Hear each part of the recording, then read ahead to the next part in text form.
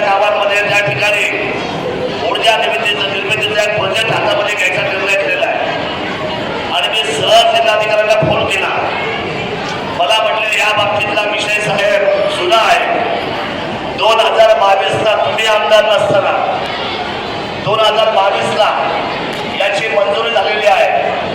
काही लोक आपलं माईक हातामध्ये घेतात, काही फालतू बडबड करतात. आमच्यासारख्या मंडळींना जी माणसं सर्वसामान्य जनतेच्या हिताचं काम करतात आमच्यावरून चिखलफेक करतात, पण त्याने काही फरक पडत नाही.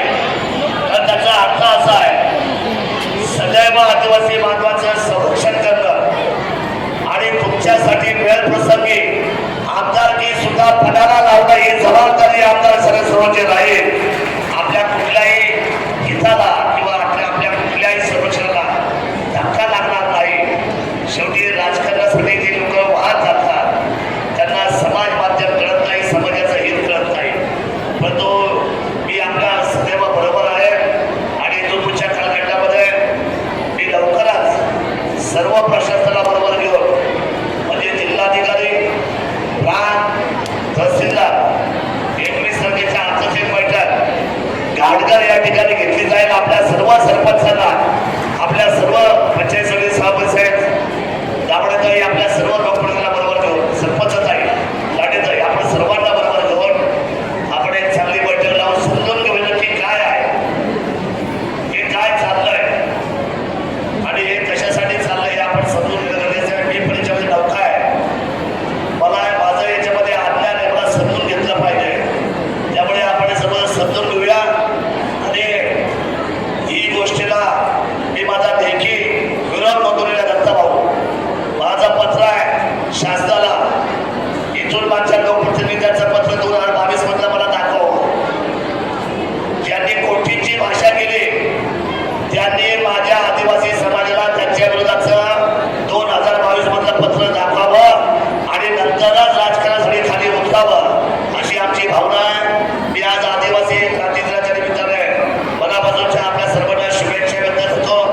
आज पुणे नाशिक रेल्वेचा मोर्चा होता आणि त्याचं नेतृत्व करायला मला आज मोठ्या उभ्या पट्ट्यामध्ये फिरावं लागलं. बराचसा वेळ मला त्याच्यामध्ये गेला आणि आपल्या सर्वांची इच्छा अपेक्षा अशी होती की मी वेळेमध्ये यावं.